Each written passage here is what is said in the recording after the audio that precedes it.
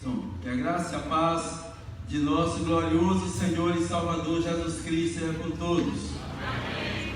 Que a graça e a paz de nosso glorioso Senhor e Salvador Jesus Cristo seja com todos. Amém. Amém. Amém. Bem forte. Que bom. Convido todos a abrirem as suas Bíblias aí em Mateus.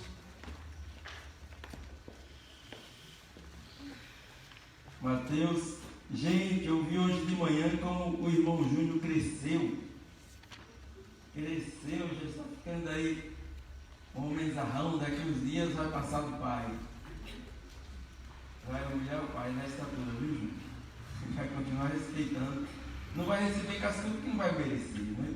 Mas vai ficar bem grandão aí. Aí o pai, quando precisar dar um cascudo, vai dizer: baixa aí, Júnior. Aí você baixa, ele dá um cocorote. Mas não vai precisar, não. Você é um menino obediente. Mateus, capítulo 10, versículo 6. Mateus 10, verso 6. Você que está em casa, cultuando ao Senhor conosco, tenha certeza que o Senhor está recebendo o culto que você está prestando. E eu quero parabenizar você que tem levantado altar na sua casa, tem feito do seu lar um lugar de adoração, de intercessão, de louvor ao Senhor, o nosso Deus. Nós estaremos falando nesta noite sobre o tema: o que fazer em tempo de crise. Em tempo de crise, o que fazer? É claro que em um momento da reflexão estaremos abordando um pouco do que citamos aqui na mensagem que eu ministrei para os nossos dois ministérios de evangelismo e discipulado, e que lá mais na frente estaremos falando sobre isso. Mas com esse tema, em tempo de crise, o que fazer? O que fazer em tempo de crise? Então nós precisamos ter foco, senão a gente se perde. Precisamos ter foco. Mas foco em que, como, onde? Então vamos ver aqui, a partir de Jesus como nosso exemplo, Jesus como a nossa referência. Jesus, ele é o nosso referencial em tudo se falou. Jesus é o nosso referencial de filho, Jesus é o nosso referencial de Senhor, é o nosso referencial de servo, é o nosso referencial de mestre, é o nosso referencial de aluno. Que lindo, né? A gente vê Jesus e aí alguns escritores apresentam Jesus como o mestre dos mestres, como Augusto Cury, outro apresenta Jesus como o filósofo dos filósofos, o maior de todos os filósofos, Jesus o maior de todos os psicólogos, e ele de fato é a referência para nós em todas as áreas, como cidadão que viveu, não negou os impostos, embora pela lei era livre de pagar impostos, porque era descendente da família de Davi, então era isento, mas ainda assim ele pagou impostos e disse: dá a César que é de César, e a Deus que é de Deus. Então em Jesus a gente aprende a viver também nas duas cidadanias que nós temos: cidadania terrena e a cidadania celestial, sem se embaraçar, sem se perder e sem entrar nos extremos, porque tem coisas que é da espiritualidade, exatamente para esta cidadania dos céus que nós temos, e coisas que é desta vida, do campo, dessa cidadania civil, que a gente não pode se omitir dessa realidade e desse tempo, ignorando o mundo que aí está diante de nós. Então Jesus é a nossa referência em tudo que você puder imaginar. Nós vamos ter aí em Jesus o nosso referencial. Então, lendo aí Mateus 10, verso 6. Hoje pela manhã foi uma bênção ainda trazendo essa informação. Venha orar conosco. A nossa escola bíblica, aí em tempo de crise, nós estamos trabalhando com a temática na escola de oração. Hoje nós estivemos aprendendo com Ana, a personagem lá do Antigo Testamento e Ana do Novo Testamento. Ana, mãe de Samuel, e Ana, a profetisa, a filha de Fanuel, que tinha 84 anos, que era viúva, que era virgem, tinha casado com o esposo e viveu com ele 7 anos, mas que servia a Deus com jejum, com oração, no templo, propagando a redenção em Cristo Jesus, a redenção de Israel na pessoa de Cristo Jesus, com 84 anos. Foi uma bênção aqui a exposição que a nossa professora, a irmã Rosana, ministrou aqui hoje pela manhã, uma ênfase na Ana, lá mãe de Samuel, muito bom, muito bom, muito bom mesmo. Então não falte. Esse momento é o momento que nós precisamos orar por nós mesmos, orar pelas nossas famílias, orar pelo nosso país, orar pelo mundo. O mundo está em crise, e o Brasil sobretudo, porque há muitas outras questões para além da pandêmica. Então, extremamente importante você vir orar de manhã aqui conosco. Então a gente está estudando um personagem e fazendo o link, vendo de que forma aquele personagem foi significativo para aquele momento na história e que foi através da oração. Então a Ana, no Antigo Testamento, ela faz um voto a Deus e tem um filho, e o filho, Samuel, marcou a história de Israel. Em um momento de crise espiritual, e essas crises política, econômica e outras, imoral, etc., sempre elas são crises ou consequência de uma crise espiritual. Quando o homem está em crise espiritual, aí vem todas as outras dimensões. Então Samuel, ele é um marco na história de Israel, de integridade, de moralidade, de conceito, aquele que veio em dias em que as visões eram raras e a palavra era rasa, quase não tinha palavra e não tinha visões de Deus. E Samuel traz para Israel. Muito embora depois o povo não quer mais aquele sistema, que era o sistema teocrático, Deus governando através de juízes, e desejou um outro sistema. O Brasil passa por essa crise, nos aponta as nossas necessidades, as nossas fragilidades. Dentre elas, quanto maior a crise, mais você percebe as fragilidades nossas, das nossas instituições, inclusive apontando-nos a necessidade da reforma, enquanto vai trazendo luz para as possíveis reformas que virão. Dentre elas, a gente quer referir a política e estrutural do país de modo geral. Então ali o povo não quis mais ouvir, não quis mais servir por aquele sistema e desejou um outro sistema, que foi o monarca. Mas como Samuel foi significativo para Israel. Então venha orar conosco, venha estudar conosco aqui sobre esses personagens, porque hoje não é o tempo de Samuel, não é o tempo de Ana, não é o tempo de Daniel, que aqui já estudamos.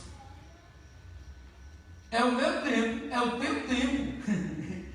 Ei, é comigo e é contigo que Deus conta agora para orarmos. E se quisermos um dia de paz, de piedade, de honestidade, é através da oração, pelos governantes, por todos que exercem autoridade, por todos os homens. Está lá em 1 Timóteo 2, 1:2. Então agora é o meu tempo, é o seu tempo. Para esse tempo o Senhor nos chamou, para esse tempo o Senhor nos trouxe. Então está sobre nossas mãos a responsabilidade do Brasil. Não é de Brasília, é sobre a igreja. E, por que não dizer do mundo, porque já que o assunto é pandemia. Então vamos lá. Vamos aprender com Jesus aí o que fazer em tempo de crise. Em tempo de crise, o que fazer? Mateus 10, verso 6, diz assim a palavra do Senhor: Ide antes as ovelhas perdidas da casa de Israel. Toda a igreja, vamos lá?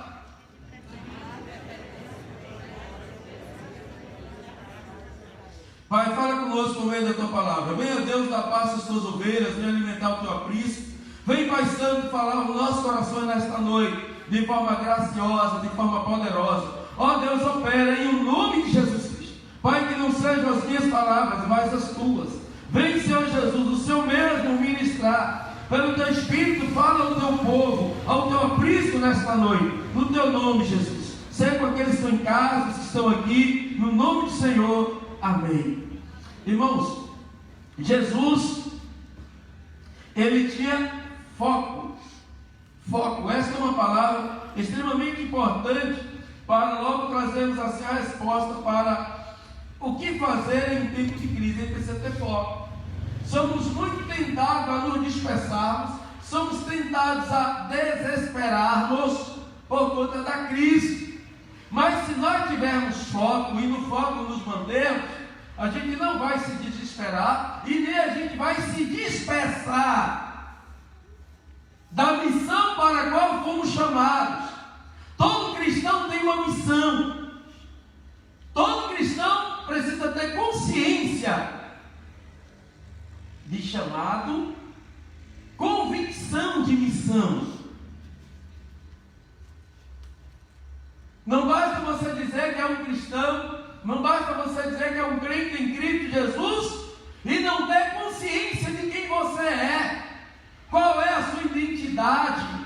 Qual é o seu propósito? Qual é o propósito de Deus na sua vida? Quem você é? Para que fim Deus te constituiu? Para que propósito o Senhor te constituiu? Para termos foco, a primeira coisa que precisamos fazer, a primeira coisa que precisamos entender é quem eu sou. Onde eu estou? E para que estou aqui? Então precisamos ter esta convicção, precisamos ter esta segurança de identidade. Identidade perpassa por entender quem é e saber onde está e para que está. Consciência não apenas de si mesmo, de quem é, mas do que é que veio fazer e do que está aqui para fazer. A gente tem em Jesus toda uma segurança de quem Ele é e o que Ele veio fazer. A vontade do Pai não é dele. Cumprir uma missão. A gente vai ver isso com muita clareza em Cristo Jesus. Em Romanos, no capítulo 8, nós temos aí o texto falando claramente de que nós somos filhos de Deus por meio de Cristo Jesus. Filhos de Deus constituídos para sermos vencedores por meio de Cristo. E aí nós temos aqui na palavra do Senhor todo o entendimento de que nós somos herdeiros de Deus e co-herdeiros com Cristo Jesus. Fomos feitos filhos de Deus por adoção em Cristo Jesus, mas não para vivermos à toa. Não para vivermos à toa.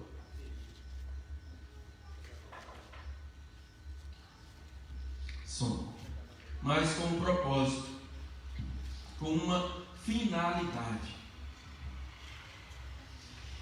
Então Jesus, aqui no texto que a gente viu aí, em Mateus capítulo 10, esse texto está dentro do contexto em que ele chama os seus 12 discípulos. Ao chamar os 12 discípulos e ao treiná-los, ele não apenas dá um treinamento teórico, mas também um treinamento prático. Jesus dá um treinamento teórico e prático aos seus discípulos. E quando chega esse momento do treinamento prático, ele diz: olha, ide as ovelhas perdidas da casa de Israel. Então o foco de Jesus era alcançar, ele veio para salvar a todas as pessoas.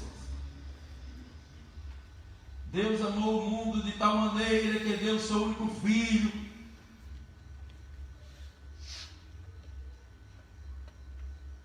Seu único filho, deu o seu único filho, para que todo aquele que nele crê não pereça, mas tenha a vida eterna. Deus amou todo mundo e deu o seu filho para todo mundo. Ele é o Cordeiro de Deus que tira o pecado do mundo.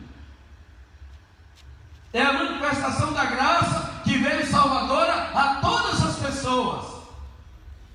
Mas ele não vai a todas as pessoas nesse primeiro momento, tem um foco. Ele treina apenas 12. Estes 12 ele ordena ainda com uma missão restrita: ovelhas perdidas da casa de Israel. E esse momento eu queria que os irmãos entendessem que nós precisamos ter um foco para as ovelhas perdidas da casa de Israel. Que quem seria? Os nossos irmãos, os nossos familiares. Como está a sua família? A palavra diz lá em Timóteo que aquele que não cuida dos seus é pior que o incrédulo. Negou a fé é pior que o incrédulo. Aqui a gente vê Jesus com foco primeiro nos seus, ovelhas perdidas da casa de Israel. Treina 12 e dá-lhes uma missão: as ovelhas perdidas da casa de Israel. E aí nós falávamos no ministério de discipulado e de missões que esse é o momento, não necessariamente ter um foco de proclamação. Proclamação está acontecendo aqui, é live, em casa, pela internet, de diversas maneiras. E dado esse momento de distanciamento social, não dá para fazer usando aquelas estratégias que se utilizava antes. Obrigado. Então precisamos ter um foco, precisamos ter uma estratégia, precisamos ter uma ênfase. E há muita gente na igreja esfriando na fé. Há muita gente na igreja desestimulada. Há muita gente acostumada a ficar em casa e já sem força para vir para a igreja. Há muita gente sem conseguir orar. Há muita gente sem conseguir mais ler Bíblia. Há muita gente desacelerando na sua espiritualidade. E aí nós precisamos ir a essas ovelhas que não estão perdidas, mas estão desanimadas, que não estão ainda perdidas, mas não vamos esperar que elas se percam. E aí nós falamos que esse é um tempo para que não apenas o ministério de discipulado, mas toda a igreja esteja imbuída nessa missão, com esse foco de encorajar um ou outro a ser perseverante, de não se dispersar com os noticiários ideológicos oportunistas, de uma imprensa que está em guerra consigo mesma, porque ela está perdendo espaço para a mídia alternativa e tem todos os seus interesses políticos, ideológicos e outros. Quem sempre foi um instrumento de interesse da população e da comunidade virou a casar. E aí a gente tem pessoas se perdendo. Mais ainda. Então nós precisamos fazer uso das tecnologias que nós temos. Porque esse Jesus, nós vamos ver aqui na frente, que ele ressurreto, ele vai ao encontro. Eu falei aqui de manhã que estaria falando hoje sobre isso. Aí a gente não tem como ir fazer uma visita aos irmãos, mas você tem como ir a eles por meio de um áudio, de um telefonema. Você pode pedir uma chamada em vídeo, porque a pessoa não apenas ao te ouvir numa ligação, ou em um áudio, ou uma mensagem escrita, mas em ela te ver, e a sua expressão corporal, a sua visão, a sua imagem ali, transmitir para o outro a coragem que ela precisa, o ânimo que ela precisa, o vigor que ela precisa. E a pessoa vai se sentir como visitada na sua própria casa.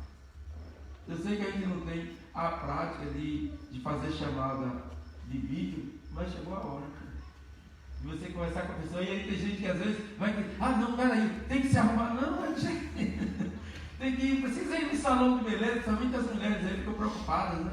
Ih, vou falar aqui com uma outra irmã, se ela me vê assim, que mulher, ela se prepara. Há quem diga que não é nem para o esposo, mas é para outro também, no sentido de mostrar que ela está bem, ela está firme, ela está de pé.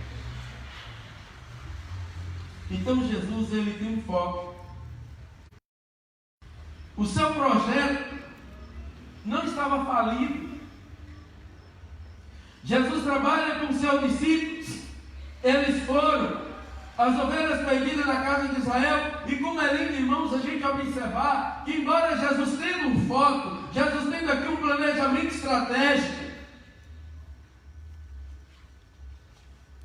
ele tem flexibilidade. Porque quando o texto diz aqui, ovelhas perdidas na casa de Israel, e essa era a sua ênfase, esse era o seu foco, a Bíblia nos aponta que apareceu no seu caminho uma mulher que não era judia, ela era sírio-fenícia, que tinha um problema grave. A sua filha estava horrivelmente endemoniada. Havia ali uma interferência maligna na vida da filha dela. Problema esse que a polícia não resolvia, que a medicina não resolvia, que ninguém resolvia. Problema de ordem espiritual, que só a autoridade espiritual poderia resolver, e somente ele poderia resolver. Mas aí ele tinha um foco, ele tinha uma ênfase, ele tinha uma prioridade. Mas no entanto essa mulher apela, e ele flexibiliza. Com isso eu quero dizer a você que, embora eu estou aqui falando sobre em tempo de crise, nós precisamos ter um foco a partir da compreensão de quem nós somos e para que aqui estamos. Então você não precisa sair desesperadamente atrás de alguém. Pode ter certeza que alguém, se é da parte de Deus, o Senhor vai fazer cruzar o teu caminho. Aquela mulher sírio-fenícia vai até o Senhor Jesus, vai até o seu encontro, e ela roga, ela implora. Jesus insiste com ela que ele tinha uma missão. Jesus insiste com ela que ele tinha uma prioridade. Jesus insiste com ela que ele tinha um foco, que eram as ovelhas perdidas da casa de Israel, e que não era justo ele tirar o pão dos filhos e dar aos cachorrinhos. Mas ela se humilha, e ela insiste, ela persevera, e ela diz: mas até os cachorrinhos comem da mesa que cai da boca do seu, da mesa dos seus donos. E ele fica perplexo com a fé daquela mulher e diz: vai conforme a tua fé. E a sua filha foi liberta. E uma outra situação, lá em Mateus capítulo 8, do 5 ao 13, isso tem lá em Mateus 15, essa situação que estou falando, especial no verso 24, a história da mulher sírio-fenícia. E depois a gente tem em Mateus 8, um outro momento também que a gente entende essa flexibilização de Jesus, quando chega diante dele um centurião. Centurião, ele é de outra nacionalidade, não é judeu, ele é romano. E ele implora ao Senhor Jesus, ele faz um pedido para que Jesus curasse o seu servo, o seu funcionário. E aí Jesus diz: olha, eu irei em sua casa curá-lo. E ele diz: não se achou digno de receber Jesus na casa dele. E disse: eu creio que se o Senhor liberar a palavra daqui, ele será curado lá, porque eu tenho 100 homens. Aonde um vem, ele vem, a outro vai, ele vai. Ele creu na autoridade de Jesus. Jesus fica para trás com a fé de centurião e diz: não vi em Jerusalém já tamanha fé. E o servo daquele homem foi curado. Quando ele chegou em casa, ele foi indagar, viu que naquele horário que ele estava com Jesus, o servo foi curado lá. Então, você tem uma missão, foca no Senhor. Não olha para a esquerda, nem para a direita, nem para frente, nem para trás. Olha para cima, de onde vem o teu socorro, a tua redenção, o teu livramento, a tua proteção, a tua paz, o teu sustento. Olha para o Senhor, amém? Aquele que tem autoridade, aquele que tem todo o poder. Olha para aquele que disse: eu sou a vida, eu sou a ressurreição, eu sou a porta de entrada, a porta de saída para os pátios verdejantes. Olha para aquele que é o eu sou, o El Shaddai, o Todo-Poderoso, aquele que é, que era e que há de vir, o Todo-Poderoso, Jesus Cristo Senhor. Então fique o seu olhar no Senhor. Fixe o seu olhar. Flexibilize quando precisar flexibilizar, mas sem perder de vista o foco da tua missão. Diante desse universo de incertezas que estamos vivendo, diante desta crise, que não é apenas de saúde econômica, ideológica, é espiritual, onde se percebe as ideias globais que já é um prenúncio de todo o governo anticristo, de todo interesse. Existe inclusive um projeto de lei aí para essa questão da censura das mídias, das redes sociais, que tem como parâmetro, por exemplo, uma norma mundial para como se orientar para o controle. Então, que norma seria essa? A da China, que você não tem oportunidade nem de escolher qual a rede social que vai ter? Então, diante de um cenário como este, de incertezas das nossas instituições, de falta de união e desse oportunismo que aí está, olhe para o Senhor Jesus. Veja qual é o seu foco em Cristo. Qual é a sua posição em Cristo? Qual é a sua missão em Cristo? Quem é você em Cristo? Em João 18:36, diante do interrogatório de Pilatos, que está dizendo: o teu povo, os judeus, te entregou a mim.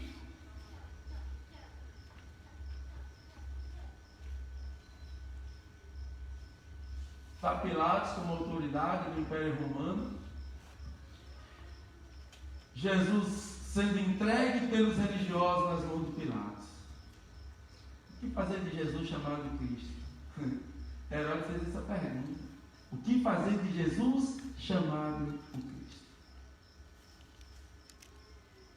O que fazer de Jesus chamado Cristo num momento como esse? Vai entregar para Pilatos? Vai passar adiante? Ou vai fazer como Pilatos, lavar as mãos? Ou vai fazer como soldado, lançar a mão dele, tirar o que ele tem, que era a capa de grande valor, e crucificar? Que é o que muitos nesse momento assim têm feito na igreja da atualidade. Vai a Jesus para tirar proveito de Jesus, vem à igreja por interesses em Deus, não como um fim em si, mas interesse de Deus, interesse da igreja, para alcançar seus propósitos, seus objetivos. O que fazer de Jesus chamado Cristo? Então Jesus está lá diante de Pilatos, e Pilatos, imagina para Jesus ter que escutar aquilo de Pilatos: teu povo te entregou a mim. Os judeus, a tua religião te entregou a mim. Hein? Irmãos, da mesma religião entregamos aos outros. E Jesus disse que nos últimos dias isso iria acontecer. Irmãos, estão entregando uns aos outros. Misericórdia. E aí Jesus diz a ele, Pilatos querendo saber de Jesus, Jesus diz: o meu reino não é deste mundo. Se o meu reino fosse desse mundo, os meus súditos combateriam para que eu não fosse entregue aos judeus. Mas agora o meu reino não é daqui. Aleluia! O meu reino não é daqui, o meu reino não é deste mundo. E no versículo 37 de João 18 ele diz: todo aquele que é da verdade ouve a minha voz. Todo aquele que é da verdade ouve a minha voz. Bem, irmãos, aí Jesus é crucificado, Pilatos sentencia ali, Jesus é crucificado e a crise está estabelecida para aquele tempo, para aquele momento, para a sua igreja daquele momento, para os seus discípulos. Todos se dispersaram, caíram fora, ficaram com medo, e reunidos eles estavam a portas cerradas, fechadas, com medo. Com medo de quê? Medo do Império Romano, porque prometia, ameaçava prender e matar. Medo da força do judaísmo, que havia planejado a morte de Jesus. Mas Jesus tinha um foco: ovelhas perdidas da casa de Israel.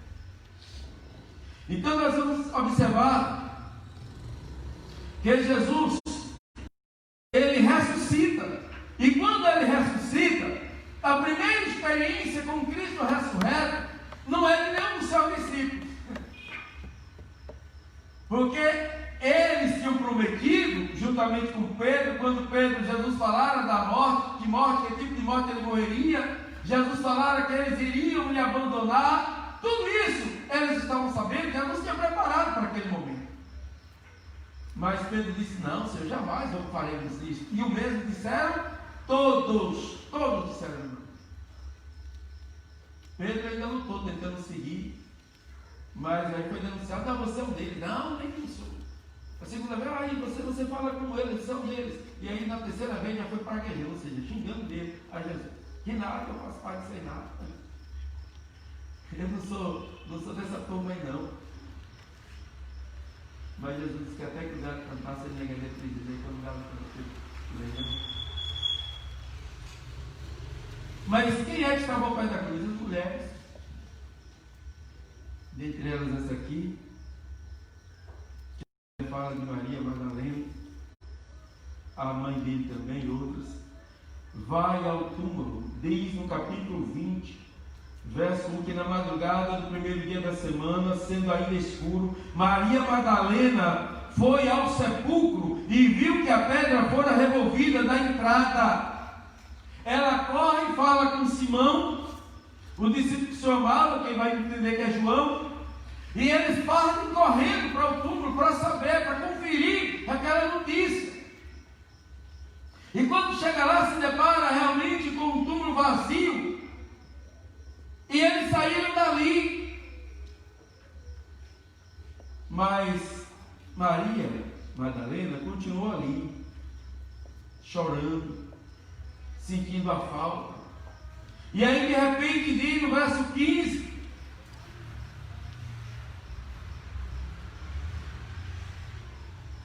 que Jesus lhe perguntou: mulher, por que choras? Mulher, por que choras? Por que você está chorando? A quem procuras?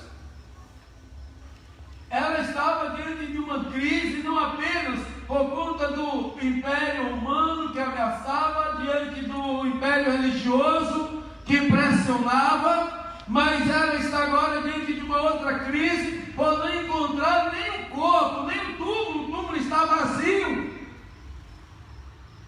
Então agora ela entra em crise e começa a chorar.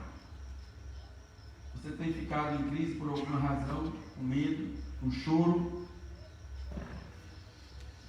E nesta crise, o que você procura e quem é que você procura? No momento de medo, no momento de insegurança, quem você procura? Para onde está o teu olhar? Ele pergunta: por que choras e a quem procuras? E ela então, pensando que era um jardineiro, diz o texto aí no verso 15, ela diz então que procurava o Senhor. Se tu o vistes, tu levar, diz onde puseste, e eu irei buscar. Olha que lindo. Que lindo, né? Eu irei buscar. Estava cuidando, manifestando cuidado ali. E aí ele se revela para ela. Quando ele fala a Maria, ela abre os olhos e vê que era o mestre. Rabone, que no hebraico quer dizer mestre. Rabone, mestre.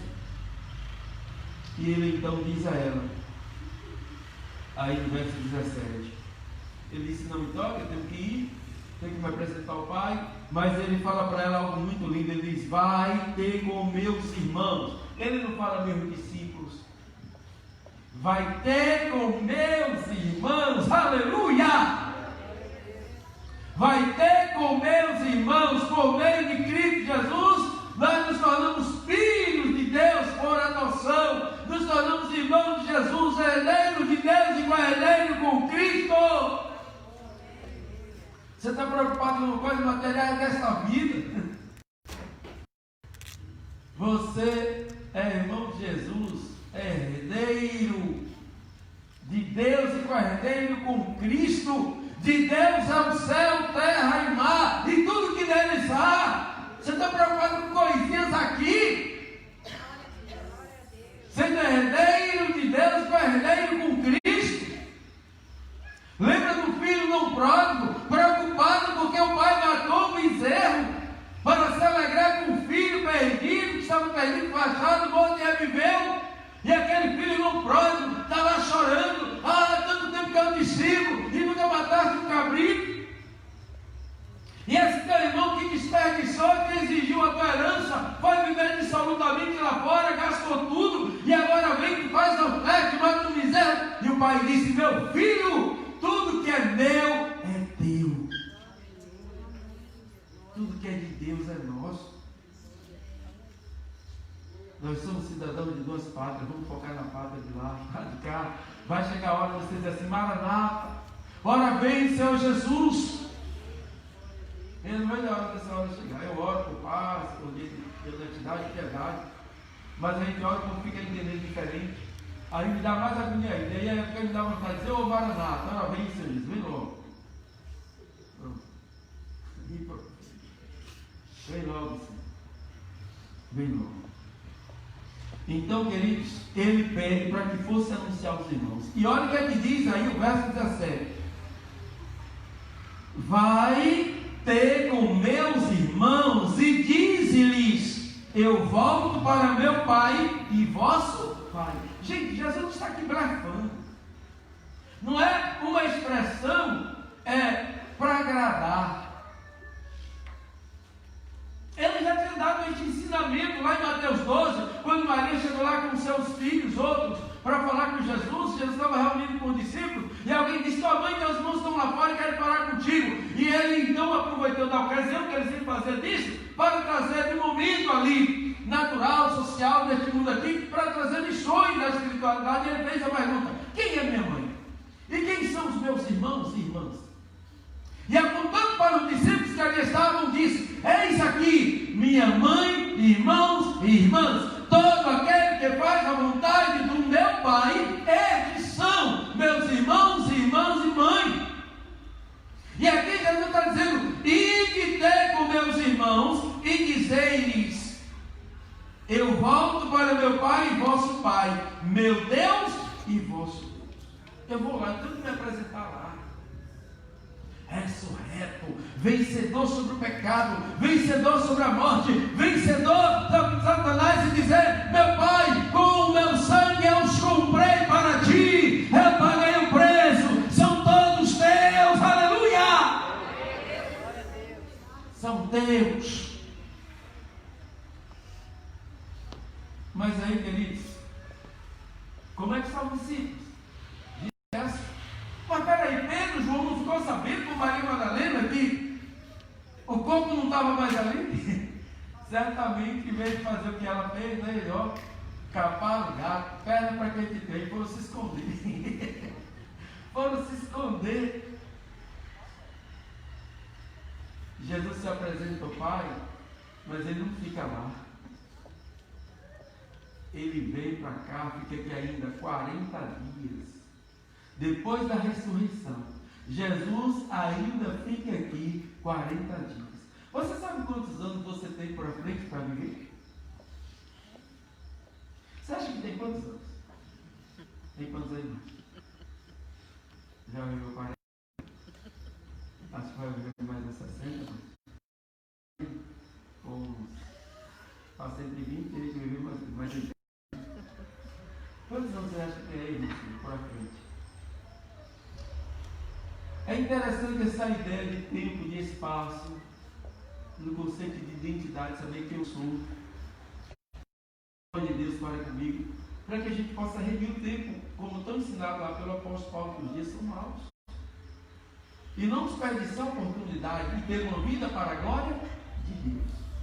Então, nesse tempo aí, Jesus ele tem um tempo aqui de 40 dias que ele traz toda uma dinâmica com foco. Eu ministrei isso aqui na reunião com o Ministério de Discipulado e Evangelismo, missões, diante da crise, falando sobre os desânimos e em busca das ovelhas perdidas de Israel. Então Deus estabelece estratégia, prioridades, antes e depois da ressurreição.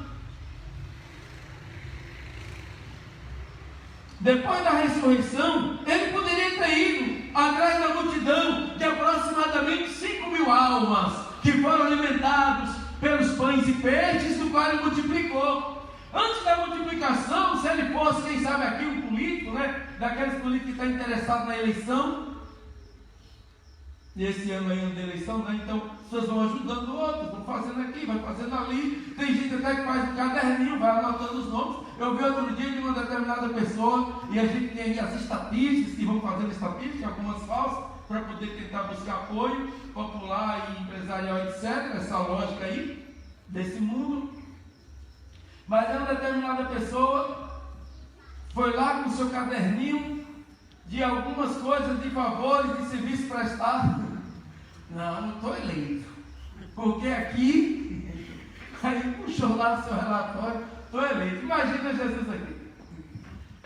Ele não vai atrás das 5.000 almas, aproximadamente 5.000 vidas, que comeram do pão e do peixe que ele havia multiplicado. E essa multiplicação de pães e peixes não se deu uma única vez, foram duas. Na outra vez, aproximadamente 4.000 pessoas. Olha aí, já 9.000. Já era um bom número, né? 9.000. Um dado estatístico. Para a população de Jerusalém, opa, olha. Não, Jesus não vai atrás dessa multidão de cerca de 9.000 aproximadamente, nem tão pouco. Jesus Cristo vai em busca dos 70. Lembra que ele não apenas trabalhou com 12, ele trabalhou também com 70. Ele não vai em busca dos 70, que inclusive foram treinados teoricamente e foram treinados também no aspecto prático. Em Lucas 10 mostra que eles receberam uma missão, depois de um treinamento teórico, foi lhe dada agora uma oportunidade prática, e eles voltam alegres, festejando, porque os demônios lhes submetiam, enfermos eram curados, era anunciado o reino de Deus com autoridade, com veemência, com poder, e esses discípulos voltam festejando, e Jesus diz: alegrai-vos, não porque o demônio vos submetem, mas porque os vossos nomes estão escritos no livro da vida. Aleluia! Esses discípulos, esses 70, ora, não estava escrito o seu nome escrito no livro da vida, mas ele tinha um foco. Era pouco tempo que ele tinha. Como também antes da ressurreição, Mateus 4 fala de que por pouco tempo lhe restava, ele percorria cidades e aldeias anunciando o reino. E depois envia esses 12, envia esses 70 lugares onde ele não podia ir, porque ele sabia que pouco tempo lhe restava. Quanto tempo você tem aqui, neste mundo? Qual é a tua missão? Qual é o teu foco? Você tem um foco para as coisas da terra ou para as do céu? Para esta vida terrena ou para a vida eterna? O foco está para o corpo, a matéria, ou para o teu espírito que é Deus? Em Mateus 6, Jesus traz-nos um ensinamento dizendo que onde estiver o tesouro, aí estará o coração. E nos aconselha a ter um tesouro nos céus. Um tesouro nos céus. Então aqui, irmãos, a gente percebe que Jesus ele vai ter uma ênfase, vai ter um foco nos 12. Não nos 70, não naquela multidão que ele tinha feito vários benefícios, não apenas das multiplicações além dos pães e peixes, mas tantos outros benefícios. Ele vai em busca dos 12. Mas como estavam os 12? E onde eles estavam? Então em João, no capítulo 20, a gente vai observar, e aqui vamos aprender com Jesus, em ter um foco. E eu quero aqui estimular os irmãos, estar imbuídos, junto com o ministério de discipulado, discipulando, porque discipular é vida na vida. Onde estavam os discípulos? O que eles estavam fazendo? Então vamos aprender com Jesus em tempo de crise. Jesus não desistiu. Jesus insistiu em sua missão. Jesus poderia ter desistido de tudo. Ó Pai, ressuscitou. Porque aí a gente teria um conceito da missão de Jesus. Apenas vir aqui a esse mundo, morrer a nossa morte, ser o Cordeiro de Deus que tira o pecado do mundo, ser a oferta agradável a Deus.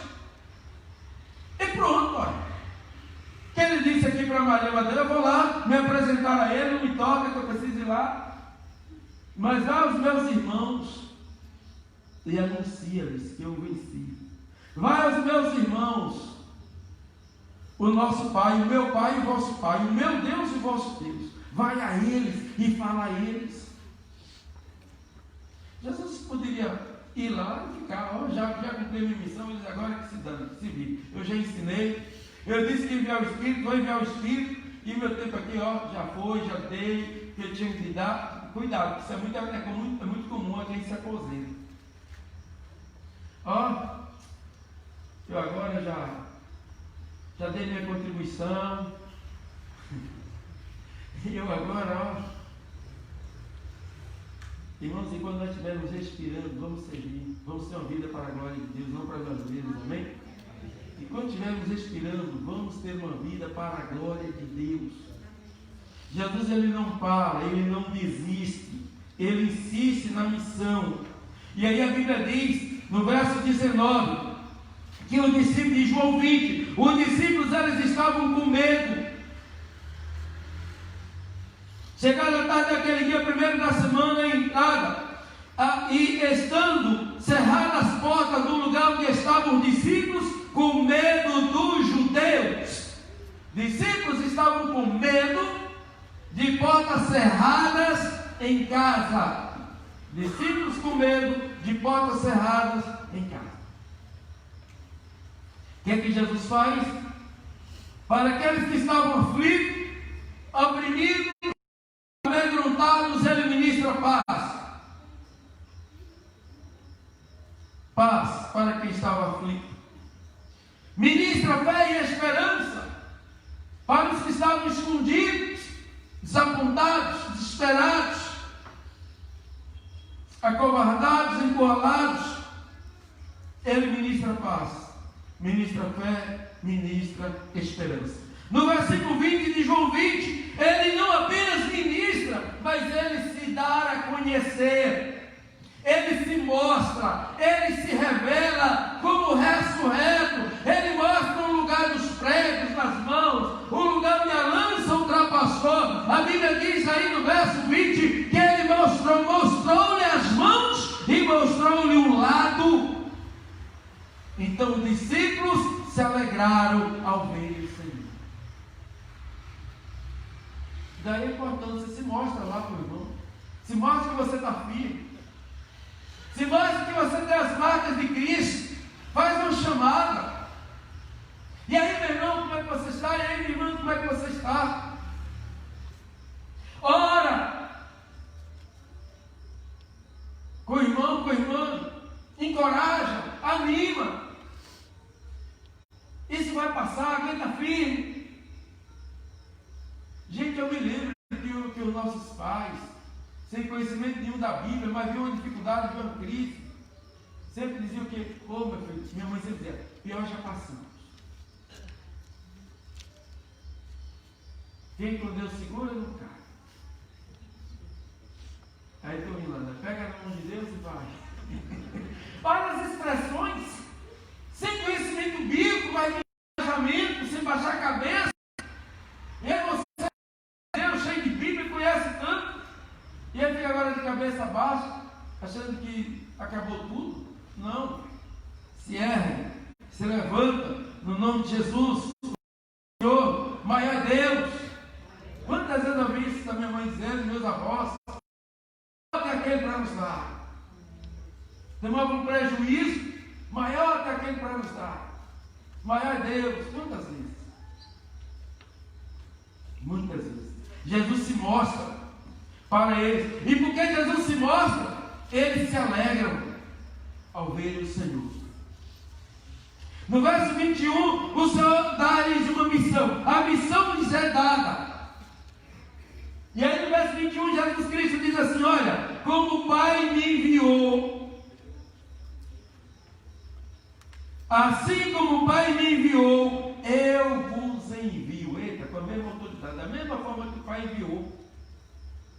Jesus e os discípulos são enviados com o mesmo poder, com a mesma autoridade, com a mesma unção, com o mesmo Espírito. Tanto que ele diz lá em João 14, olha, eu vou para o Pai, e tudo que vocês pedirem ao Pai, em meu nome eu farei, para que o Pai seja glorificado no Filho, e vocês farão obras maiores do que estas, porque eu vou para o Pai. Então tudo que vocês pedirem ao Pai em meu nome eu farei, para que o Pai seja glorificado no Filho. E aqui ele está dizendo, assim como o Pai me enviou, eu os envio a vós. Aí ele capacita do Espírito, diz-nos o verso 22, recebei o Espírito Santo. E essa capacitação não é por conta de uma faculdade, um curso, é do Espírito. Isso é importante, ele precisa estudar, mas é pelo Espírito de Deus que a obra de Deus é feita. Não é pelo nosso intelecto, não é pela nossa força, pela nossa obediência, mas é pelo Espírito de Deus. Não se sinta incapacitado se você tem o Espírito. Vou repetir, não se sinta incapacitado se você tem o Espírito.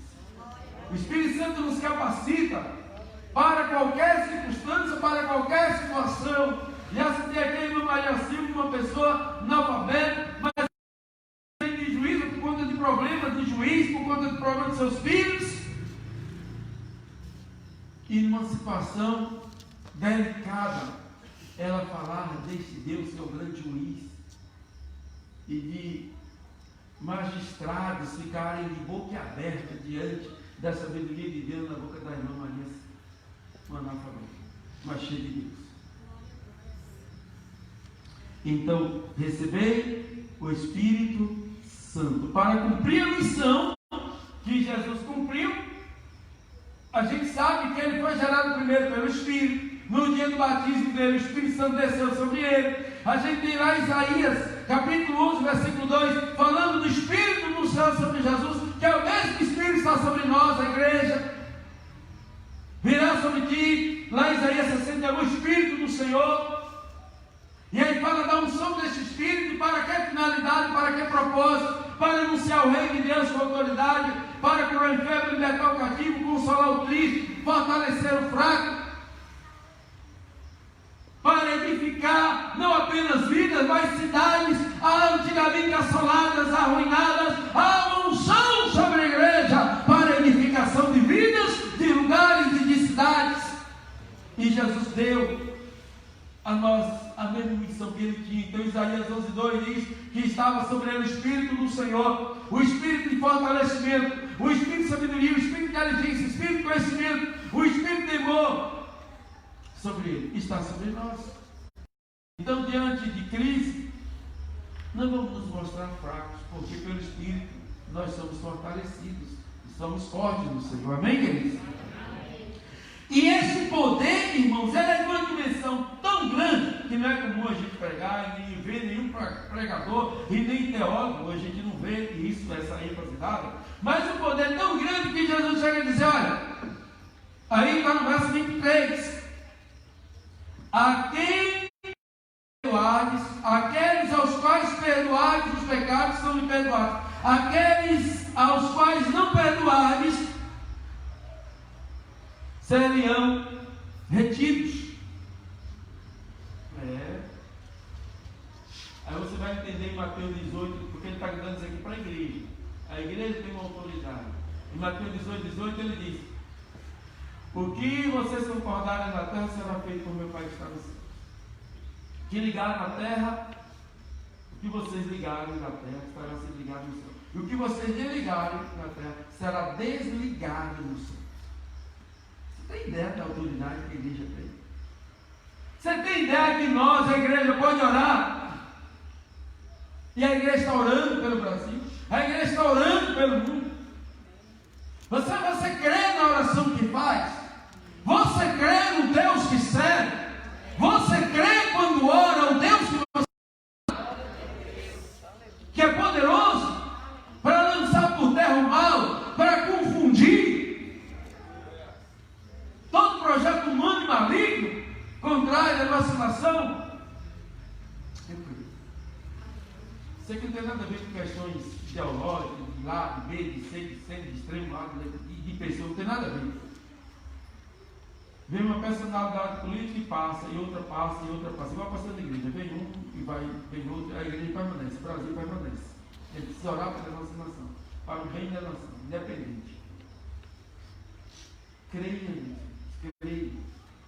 Se animem, porque nós temos a mesma missão que Jesus teve, e precisamos saber viver a nossa dupla cidadania e saber quem somos em Cristo e que o nosso reino não é deste mundo. Então eu citei em Mateus 18, Tiago 5, lá diz que se tiver alguém enfermo, chama os presbíteros e unja com óleo em nome do Senhor, a oração da fé salvará o doente.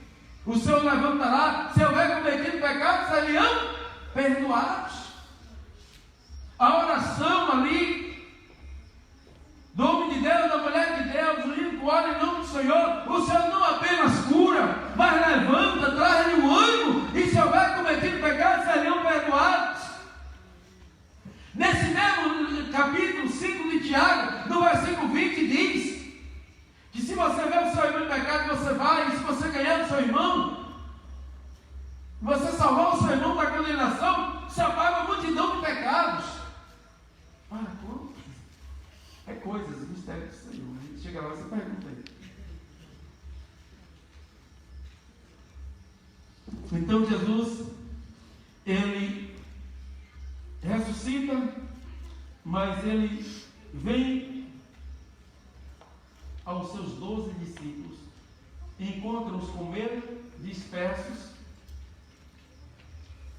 reunidos a portas fechadas, e os encoraja, e os potencializa, porque discipulado é isso, vida na vida. Então Jesus, ele investe a vida dele na vida do seu discípulo, mesmo ressuscitando, ele não desiste. Então discipulado, vida na vida. Ele investiu naqueles que jamais alguém investiria. Ele acreditou naqueles que eram inacreditáveis. Ele treinou, capacitou, mas não desistiu daqueles que desistiram dele. Olha, a gente pode até se doar para alguém, a gente até levanta para isso, a gente até insiste com alguém, mas de repente a pessoa desiste de Deus, desiste da gente, não quer saber. O que é que a gente faz? Também desiste, joga a toalha, chuta o balde. Jesus não fez isso. Jesus não fez isso. Então ele vai a esses 12. Mas o interessante, irmão, sabe o que acontece? Que a Bíblia diz que Tomé não estava ali, mas já tinha chegado a notícia a Tomé. Lembra que quem primeiro deu a notícia ao discípulo foi Maria. Vai, diz a meus irmãos. Ela disse. Depois Jesus chega a esses 12, que não estavam aqui os 12, mas chega, uma quantidade deles estão reunidos, que faltava Tomé. Jesus se apresenta, e estes aqui chegaram e falaram para Tomé: olha, nós vimos o Senhor. Maria já tinha dito: eu vi o Senhor. E Tomé estava onde? Estava animado? Nada, incrédulo. Diz aí o versículo 19, que depois, mais tarde, o discípulo, verso 25, os discípulos, o 24, Mateus 20, verso 24, os discípulos foram então Tomé. Ora, Tomé, chamado Dídimo, ele não estava entre os 12, quando Jesus tinha se apresentado ali, e os discípulos disseram: vimos o Senhor. Mas ele disse: eu não creio. Se eu não vir o sinal dos cravos em suas mãos, e não puser ali o meu dedo, e não puser a mão ao seu lado, de maneira nenhuma crerei. Eu não apenas tenho que ver, mas eu tenho que pegar. Quem aqui trabalha com vendas, no comércio, que já recebeu algum curso de treinamento, que o vendedor em potencial, ele precisa despertar no cliente a necessidade. Mas não apenas isso, o vendedor em potencial, ele precisa discernir o cliente. Tem cliente que é sinestésico, tem que pegar, senão não compra. Tem cliente que é auditivo, basta você falar e ele já está comprando. Tem cliente que é visual, tem que ver o produto, senão, mas ele viu, Aí muita gente compra pela internet, né? Vê, tá? Eu não sou muito, não me aventuro muito não, sou mais sinestésico, eu gosto de pegar. E também não é esse negócio aí, não. Você compra, depois vai errado para trocar, mas se turma jovem já está mais assim, tranquilo. Então Tomé, ele está aqui, olha, eu não apenas tenho que ver, mas eu tenho que pegar, eu tenho que botar a minha mão no lugar do cravo, na mão dele, do lado. Irmãos, isso aqui está dizendo a dimensão do desânimo de Tomé, a dimensão da dispersão de Tomé. Aqui está mostrando quanto Tomé se desvia do foco, o quanto Tomé perde de tempo para a missão que lhe fora dada, tão honrosa. Quanto tempo você já perdeu? Tendo que veio para crer. Será que eu tenho a mesma missão? Será que eu tenho o mesmo chamado? Será que Deus quer me usar? Será que Deus tem um propósito comigo? Você precisa ver o que, cara? E também está lá. Mas aí, 8 dias depois, diz o verso 26. 8 dias depois, Jesus aparece para Tomé. Isso aqui é muito bonito, sabe por quê? Porque a gente vê o Cristo que está investindo em um discipulado, encorajando não apenas os 12, que você tem aqui um trabalho na coletividade, mas também na individualidade. O discipulado de Jesus é percebido ele atuando de forma coletiva e ora de forma individual, trabalhando com a especificidade de cada um, com a realidade de cada um, com o desânimo de cada um, com os medos de cada um, com a dispersão de cada um, com a particularidade de cada um. Então aqui Jesus se apresenta a Tomé de forma particular, na particularidade de Tomé. E Jesus chega e ministra paz para ele como ministrou para os outros. Jesus não chega lançando em seu rosto a sua incredulidade, mas Jesus chega trazendo a palavra de fé, de esperança, de encorajamento. Diz a Bíblia que aí, embora as portas estivessem trancadas, Jesus chegou, apresentou-se no meio dele e disse: Pai, seja convosco. E aí então Jesus chega para Tomé e diz: põe aqui o teu dedo, vê as minhas mãos, chega a tua mão, põe no meu lado, não seja incrédulo, mas crente. E aí Tomé se anima e diz: Senhor meu e Deus meu. E Jesus diz: porque me viste e creste, bem-aventurados que não viram e creram. Irmão, se eu tiver um dia aqui em Israel, eu irei, por uma questão de conhecer da geografia, de poder fazer aqui melhor a correlação, se eu estiver ministrando dos textos, por ter passado por aquele lugar, mas não por uma questão de fé. Tem que ir a Israel para voltar crente? Tem que ir a Israel e aguentar ver o Jordão, querer batizar de novo? Não tem necessidade. Não sei, tomar banho no Jordão, não. Mas então, se pode ter certeza que eu vou lá e tomo vermelho, eu vou chegar aqui contando para vocês. Mas com medo. Mas batizar? Que é isso? Que é isso? Não tem necessidade disso não. O batismo é um só. Não vem para cá me dizer que, não batizei lá, foi só forma simbólica. Mas que negócio simbólico é quando a gente é batizado também tem um simbolismo. Você mergulhar na água, tem um simbolismo, está morrendo para o mundo, surgiu da água, ressuscitou para ver novidade de vida. Todo esse simbolismo já aconteceu no dia que você batizou. Não tem necessidade disso. Bem-aventurados que não viram e creram. E eu quero crer com toda a minha alma, com todo o meu ser, sem ter que ver. Você não precisa ver nada para crer. Jesus trabalha esta incredulidade de Tomé. E Jesus recupera Tomé. Jesus restaura Tomé. Jesus ergue Tomé. Que bênção. Evangelizar uma pessoa que está crendo é fácil, mas evangelizar uma pessoa que está incrédula é ruim. A gente chega às vezes até desanimado. Meu Deus, como é que eu vou? Com oração, com o Espírito. Pelo Espírito. Então, Jesus traz Tomé de volta, ativa, aleluia. Tomé volta a crer. Deus meu, Senhor meu.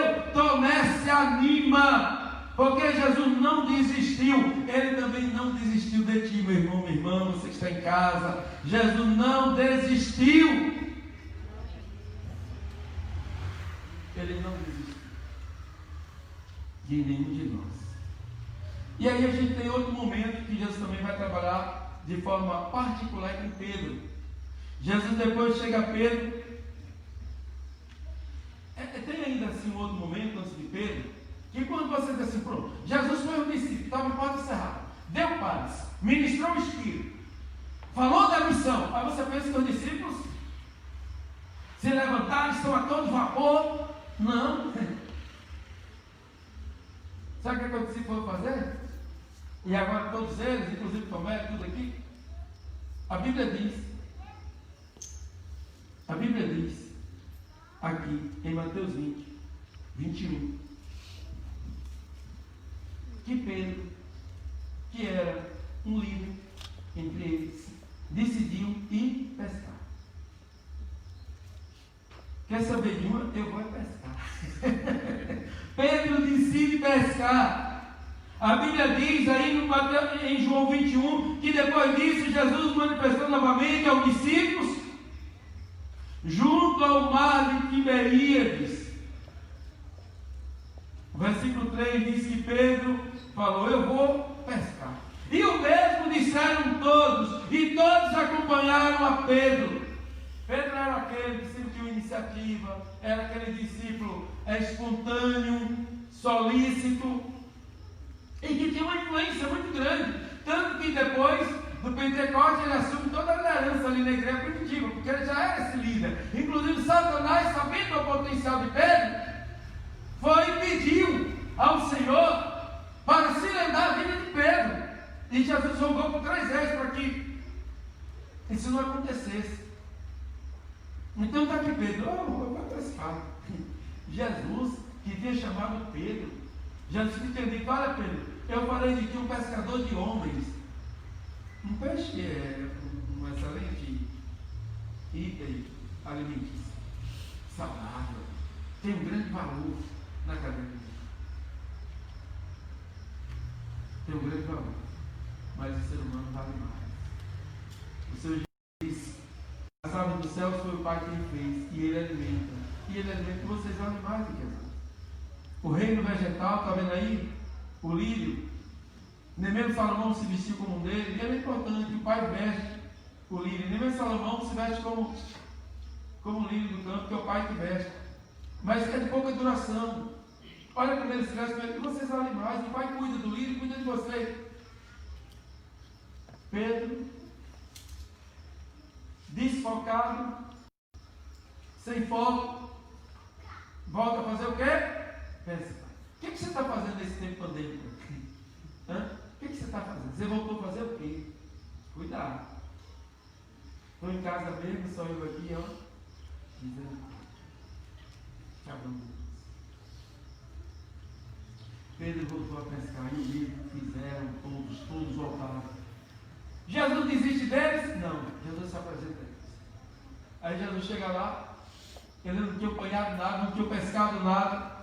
Filhos, tem alguma coisa de comer? Não temos nada. E Jesus lança a rede do outro lado, à direita do barco, e achareis. Lançaram. E diz a Bíblia que não podiam tirar a rede por causa da quantidade de peixes. E aí Jesus Cristo não chegou lançando em rosto. Vocês ainda estão desanimados, que é isso? Tirei o medo de vocês, ministrei paz, dei-lhes o Espírito. E vocês estão com medo, vocês estão dispersos, sem foco. Não, Jesus continuou no discipulado. E de forma inteligente, Jesus pergunta: trazei, ele pede agora, né? Trazei algum dos peixes que apanhaste. Vinde comer. Jesus senta e come com eles. Relacionamento, discipulado é relacionamento. Igreja é relacionamento. Nós somos um corpo. É um membro comunicando com os outros.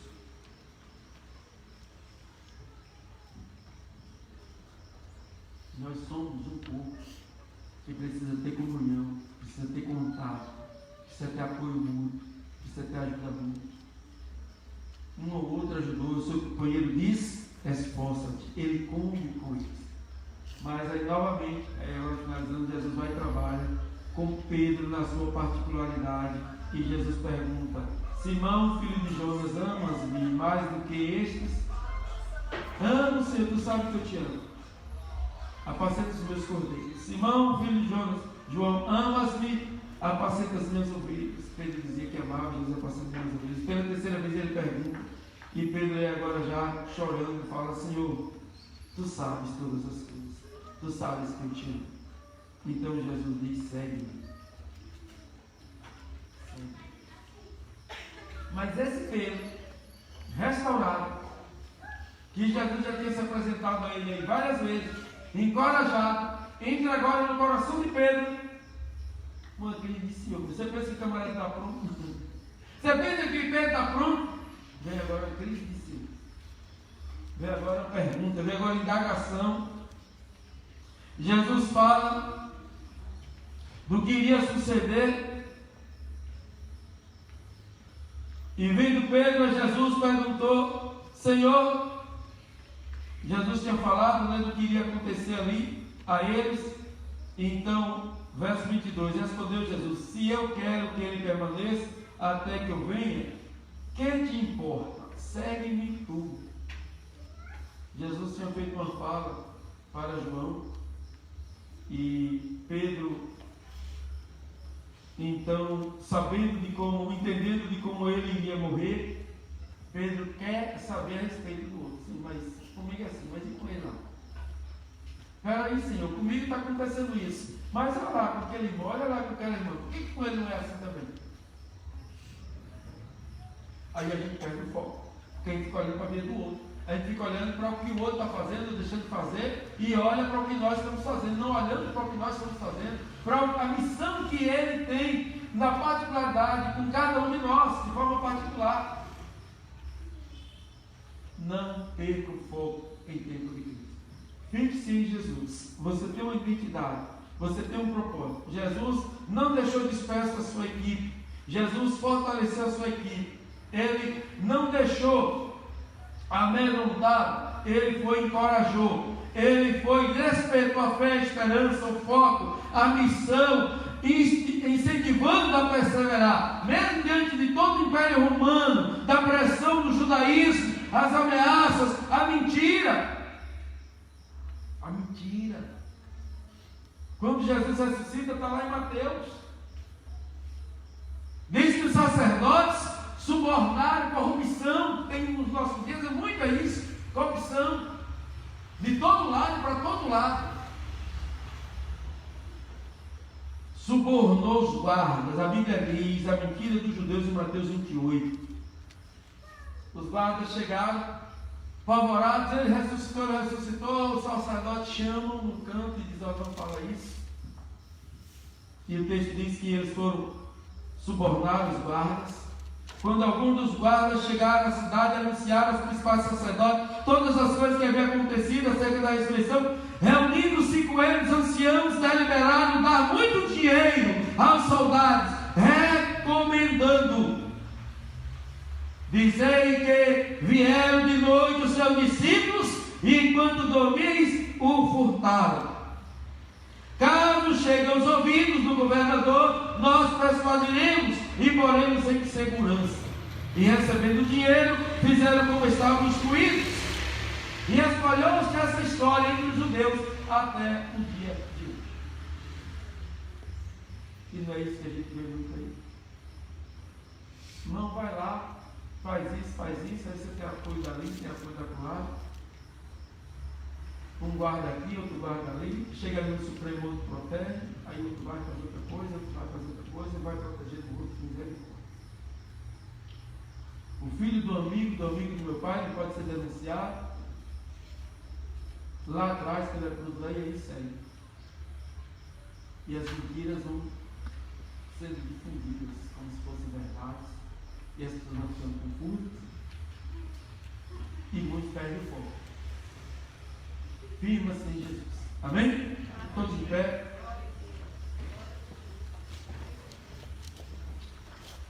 Em Jesus, amigos, temos mais chegado que o irmão. Ele manda que levemos tudo a Deus em oração. Oh, que faz perdermos sempre, oh, que dor no coração. Só porque nós não levamos tudo a Deus em oração. É 155 do cantor cristão. A gente canta aqui de manhã. Bênção de Deus. Como também cantamos aqui bem de manhã. Muito bom esse hino. Vamos cantar 155. Eu fiz aqui uma introdução, mas enquanto os meninos preparam ali, vamos ver o que é que nós temos hoje aqui na comunicação social, nosso Ministério Multimídia. Quantas pessoas estiveram adorando ao Senhor conosco. Terça-feira tem mais, você pode acompanhar aqui conosco, pulando através da internet. Você pode também participar do programa Fonte de Vida, transmitido Vida ao Solar, pela internet, na rádio FM Cidade. Sintoniza lá 94.3 e você vai pegar todos os dias, das 18 às 19 horas, o programa Fonte de Vida. Você pode também ligar aqui na igreja e agendar para você, para alguém que esteja precisando de um atendimento psicossócio espiritual na clínica pastoral, aqui funcionando nos horários comerciais. Você pode, horários comerciais, você pode ligar no telefone fixo da igreja, 3261 3282 ou 77-9106-1349, que é o WhatsApp. A gente atende também. Estamos atendendo pessoas de outras cidades que têm ligado e têm feito atendimento por telefone. Tá bom? Como é que foi hoje aí? Graça e paz, boa noite. Cultuaram conosco nessa noite através da página do Facebook 91 pessoas. Em destaque, o pastor Edvina e sua esposa Alice, a irmã Vânia assistindo de Macaé, Maria Lúcia Lira assistindo de São Paulo, Sandoval de Jesus, Zizina Alves, Renato Viana, Abigail Tavares, Luciano Campos, amigo do irmão João, está assistindo dos Estados Unidos, e a irmã Edinalva Gomes Souza pede oração por sua família. Esse vídeo de oração aqui, e fica aqui, a gente vai orando aí pela manhã. Que bênção! Nosso abraço aí, pastor Edvino, a irmã Maria Alice, Alicinha, né, e o seu filho. Que Deus abençoe.